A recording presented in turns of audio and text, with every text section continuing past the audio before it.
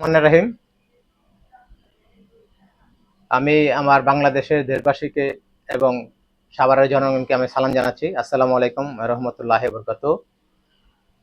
আপনারা জানেন, গত অবগত আছেন যে বিগত 5ই আগস্ট 2024 ছাত্র জনতার গণ অভ্যুত্থানের এদেশের পরিবর্তন একটি ফ্যাসিস্ট মুক্ত নতুন বাংলাদেশ গড়ে উঠেছে। আমরা এই নতুন বাংলাদেশকে নতুনভাবে গড়তে চাই। গড়ার জন্য এই দেশের সবাই একসাথে কাজ করতে চাই। আপনারা জানেন, বিগত দিনে আমরা আমাদের দেশে ঠিকমতো কথা বলতে পারি নাই, কাজও করতে পারি নাই, কিন্তু আজকে বাংলাদেশের একটি সুন্দর পরিবেশ তৈরি হয়েছে, সুন্দর সমাজ তৈরি হয়েছে। আমরা এই সুন্দর সমাজটাকে বজায় রাখতে চাই। এর জন্য দেশবাসীর এবং আমার সবার পৌরবাসীর আমি সাহায্য কামনা করি। আমি আব্বাস উদ্দিন পাপ্পু, আমি পৌর যুব দলের সাথে জড়িত। আমি বিএনপির একজন কর্মী। বিগত 20/1/2025 সালে সাভার পৌরসভার একটি নাওয়াবাজারের, যেটা আমাদের হাটবাজার যেটা বলে, সাভারের পৌরসভার হাটবাজারগুলো ইজারার তারা ডাক দিয়েছে।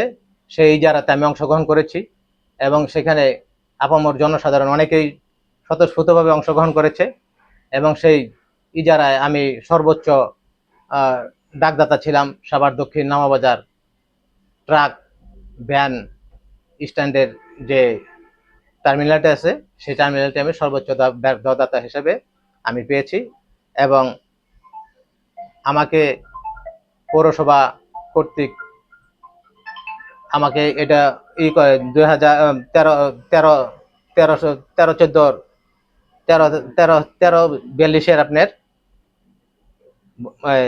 বৈশাখের 30শে চৈত্র পর্যন্ত 1332, আর 1332 একই বৈশাখ হয়েছে, 30শে চৈত্র পর্যন্ত এটা আমার সাথে চুক্তিবদ্ধ হয়েছে। আমি ওখানে বৈধভাবে আমার লোক দিয়ে আমি ওখানে টুল আদায় করছি। একটি কুচক্রের মহল বা আপনি যাটাই বলেন, যেভাবেই বলেন, না জেনে না বুঝে ওখানে বলতেছে যে আমরা ওখানে চাঁদাবাজি করছি এবং বিএনপি ক্ষমতা আসার আগেই তারা চাঁদাবাজি করছে। এটি আমি তীব্র নিন্দা এবং প্রতিবাদ জানাই।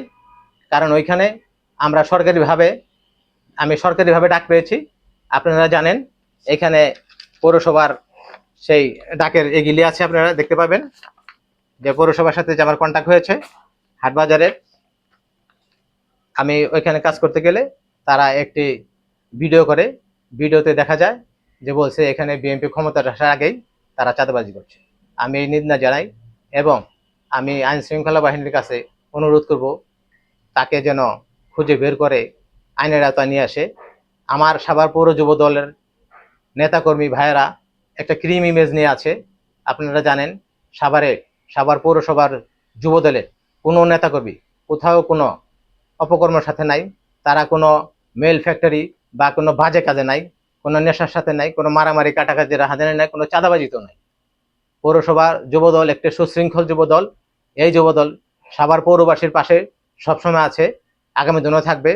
আমি চাই আপনারা সবাই আমাদের এই যুবদলকে এবং আমাদের সবাইকে, যারা ভালো কাজ করতেছে আপনারা তাদের পাশে থাকেন, তাদের বাহবা দেন এবং দুষ্কৃত যারা খারাপ কাজ করছে তাদের চিহ্নিত করেন এবং সমাজ থেকে তাদের বয়কট করেন।